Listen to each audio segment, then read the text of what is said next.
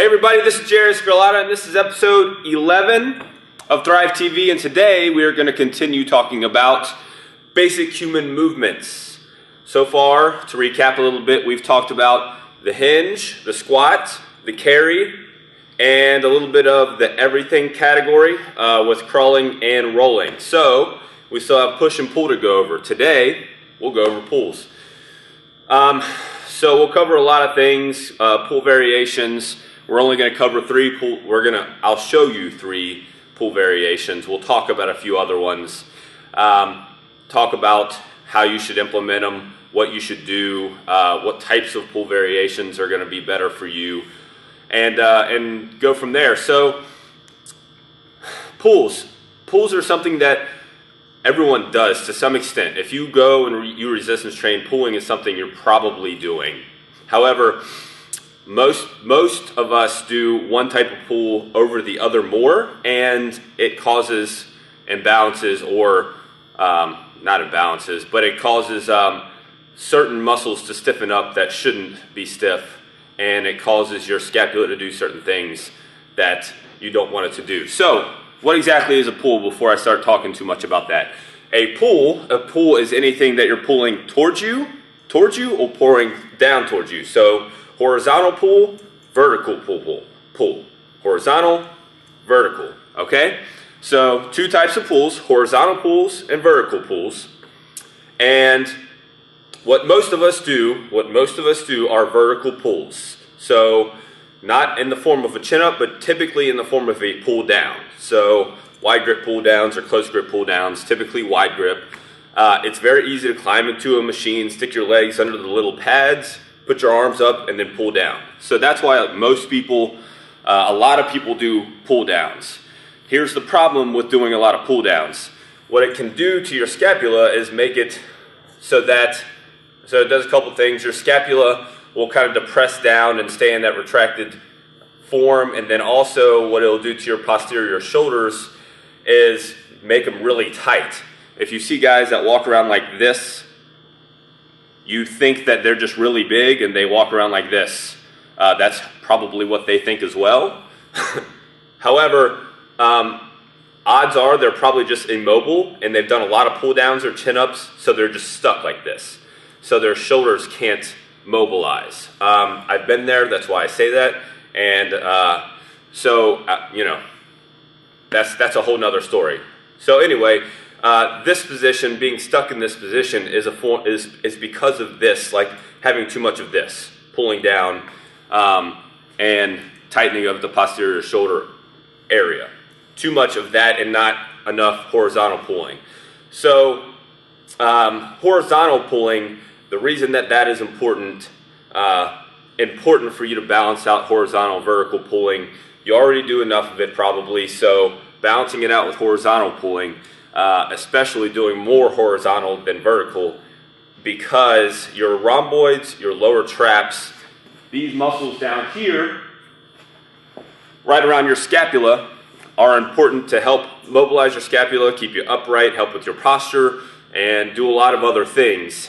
And without proper horizontal pulling movements, those muscles just kind of like quit doing what they're supposed to do, helping you stay stable, helping with your scapula movement, and then helping, like I said, with other things. So putting in proper horizontal pulling and doing horizontal pulling proper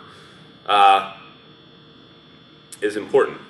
So before I go into a few other things, let's cover the three movements that we're going to talk about today.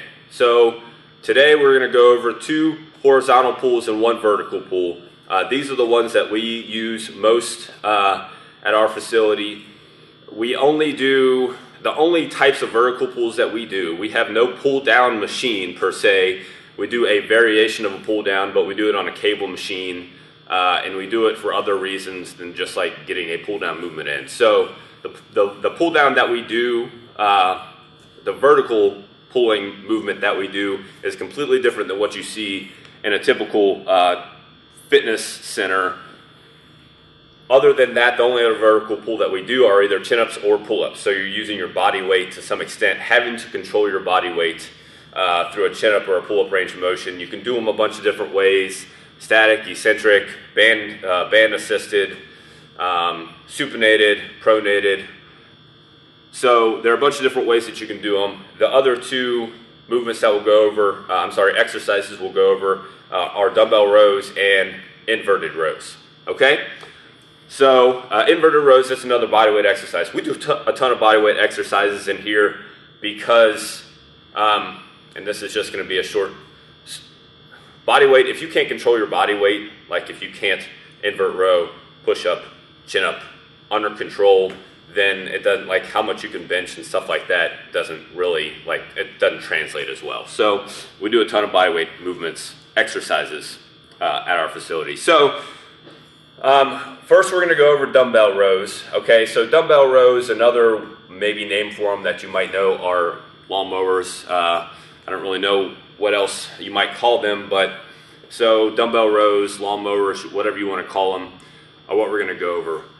The good thing that dumbbell rows do is it isolates one side of your body. It's a unilateral exercise, so you have to stabilize your core throughout the movement, which is important. Obviously, it adds another dimension to just like sitting and rowing on a row machine or something like that. So let's go over that now. We'll go over chin-ups after that, and then we'll do inverted rows last. So with dumbbell rows, remember, posture and everything is important. You always want to keep a neutral spine and pretty much whatever you do. And when I say pretty much, I mean 99% of the time.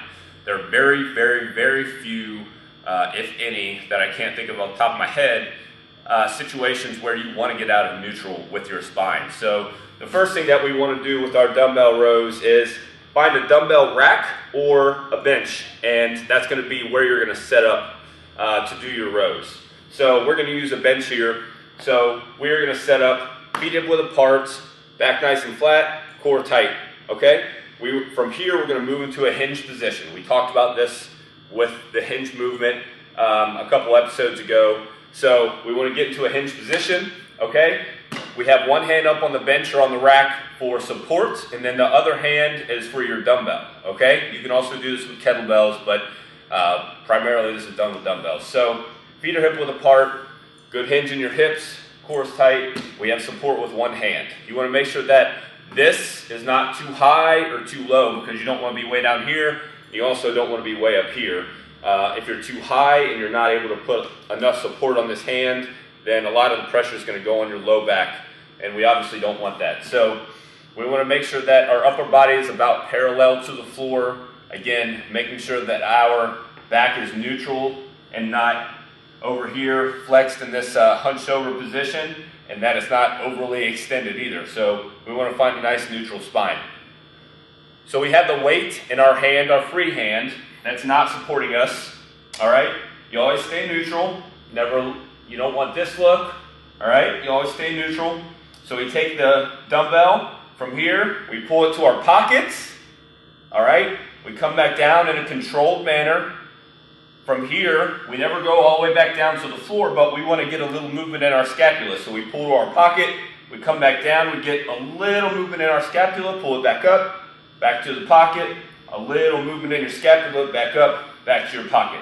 Notice I'm not coming all the way down so that I get into a hunch position, but that I'm just barely moving my shoulder enough so that I can get those scapular retractors to do a little extra work, okay?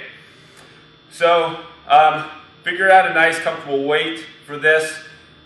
Ladies, typically a good starting weight is about 20-25 pounds. For the fellas, if you haven't done these, a good starting weight might be 35-ish pounds, give or take 5 pounds. So be smart, because if you do pick up heavy weight, it can be easy to hurt your back doing these. Shoot for sets of 8 to 10, something along those lines. It's a good movement to, it's a good exercise. It's a good exercise to help build strength in your back, but it's not something that you necessarily want to just do sets of like 4 or 5 of. So that 8 to 10 rep range is going to be good whenever you're doing dumbbell rows. So the next thing that we'll go over are chin-ups, okay? Like I said, there are a bunch of ways to do these. If you can't do a chin-up or a pull-up, there are a bunch of ways to progress to do them. You can do them eccentrically, which means starting at the top and lowering to the bottom. You can do them in a static, you can do static chin-ups or pull-ups, which means getting to the contracted position and holding for an amount of time, or just hanging, like that's a static as well. At the bottom is hanging, and that's a static as well.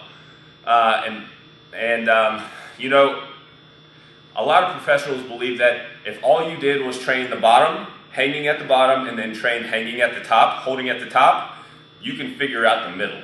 Your body will figure out the middle. If you train here, holding, and then you train here, holding in a static position, your body will figure out how to move in between. So I'm going to jump up on the bar, and we'll kind of like, I'll show you what I mean by static and holding. So static holding at the bottom, and everyone should hang at some point in your workout or throughout your week, because where we came from, our shoulders and our gripper, like our upper body is meant for us to hang and grip and hold. So that's something that we should do on a regular basis anyway.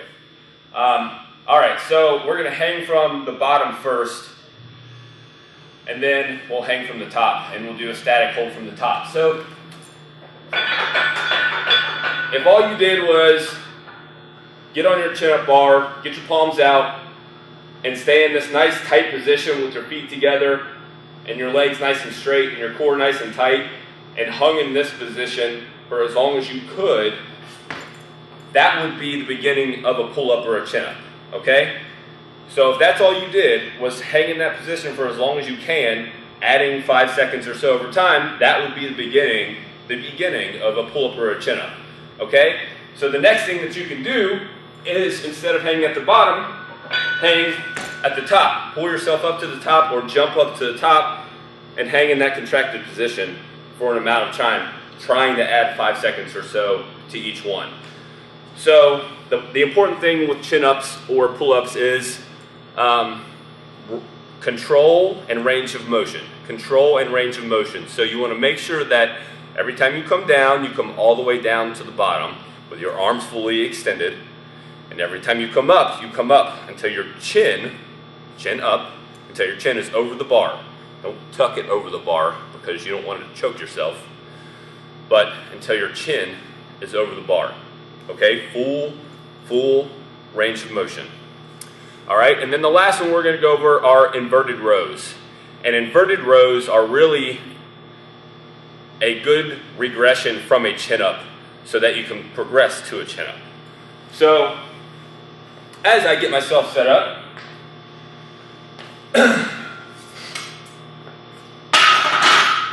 you can do this on any rack that you have at the gym. You can do this on a Smith rack or a rack like this if they have them at your facility.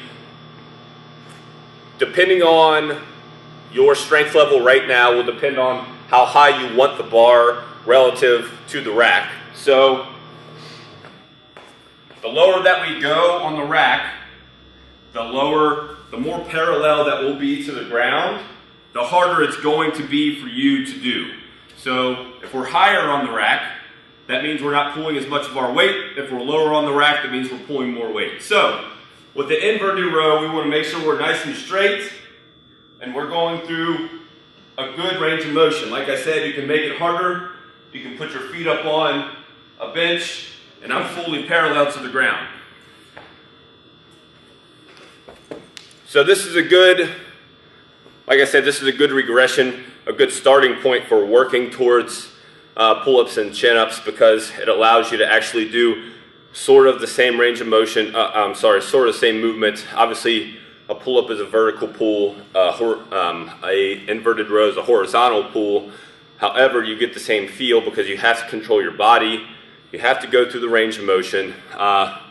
You're using different but similar also scapular retractors. So all of that stuff is important. So putting these into your workout, definitely implement the dumbbell rows and the inverted rows where you can. Those are the things that need to be important. the vertical pulling that you should do should be mostly pull-ups and chin-ups. If you can't do them, start hanging. Like, just jump up there and start hanging for as long as you can. If you can't do a pull-up or a chin-up, if you can get up there and you can get to the top, hold it for a static, or do eccentric. So that means jump up to the top and count to 5. Lower yourself as slow as you can until you get to the bottom. And then start over. Jump to the top, lower yourself as slow as you can until you get to the bottom. All right? So you can literally put these in anywhere in your workout. You can put them in the beginning, you can put them in the end. You probably don't. So you can also put them into your cardio session if you're supersetting them with, like, you know, treadmill sprints or something along those lines.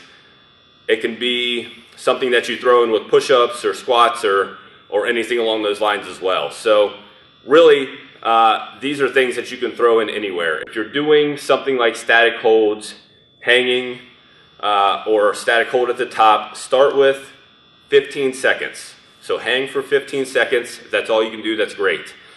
Add 5 seconds each week. Try to add 5 seconds until you get to 60 seconds. I mean, hang there for 60 seconds. You should be able to do that over an amount of time. When you start to do that, I mean, eventually your body will figure it out, and your body will understand pull. Like, your body will get pull up. So same thing if you're doing static pull-ups at the top, start with 15 seconds if you can, and slowly add 5 seconds each week if you can. With the dumbbell rows and inverted rows, so you can do eccentric and static holds or eccentric emphasis with your inverted rows as well. Eccentric emphasis, pulling your chest to the bar and then slowly lowering yourself back down to the floor, or static, holding yourself up to the bar. However, we've seen that eccentric emphasis seems to be the better between eccentric and static, and then also just keeping yourself under control through a range of motion is important. If you start with 8 reps, if you pick a spot on the rack and you start with 8 reps, try and add 2 reps a week. Once you get to 20 reps at that height, move down the rack. As you move down the rack, you're going to get stronger. As you move down the rack, that means you're pulling more weight. If you're doing inverted rows. With dumbbell rows, like I said, sets at 8 to 10. You can place them wherever you want in your workout. Sets at 8 to 10. It's a great exercise, but make sure you're doing them correctly. Keep your spine neutral. Keep your core tight, feet width apart, good hinge in your hips. The neutral spine is going to be important because if you get this rounded back look, it's going to put a lot of pressure on your lower back and other areas that you just don't want. So if you guys have any questions about that, let me know. Thank you for listening. You can shoot your questions to us on Twitter at the Thrive Pack, or find us on Facebook. If you have any questions about anything else or any suggestions, that's great too. So thanks for watching, and we'll see you guys next time.